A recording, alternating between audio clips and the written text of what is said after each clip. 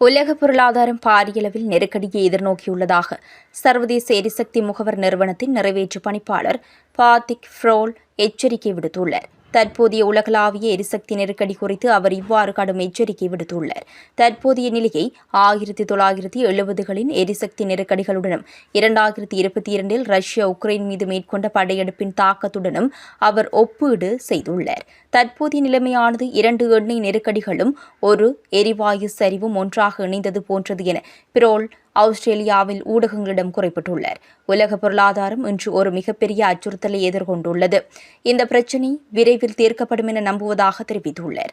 இந்த நெருக்கடி இதே திசையில் தொடர்ந்தால் எந்த ஒரு நாடும் இதன் பாதிப்பிலிருந்து தப்ப முடியாது.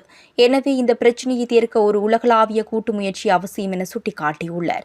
யுத்தம் காரணமாக அந்த பிராந்தியத்தில் குறைந்தது 40 எரிசக்தி சொத்துக்கள் கடுமையாக அல்லது மிக கடுமையாக சேதமடைந்துள்ளதாக ஃபிரோல் சுட்டிக்காட்டியுள்ளார். உலகளாவிய கச்சா எண்ணெய் விலையேற்றத்தை கட்டுப்படுத்த ஆசிய மற்றும் ஐரோப்பிய அரசாங்கங்களுடன் ஆலோசனைகள் நடத்தப்பட்டு வருவதாக அவர் தெரிவித்துள்ளார்.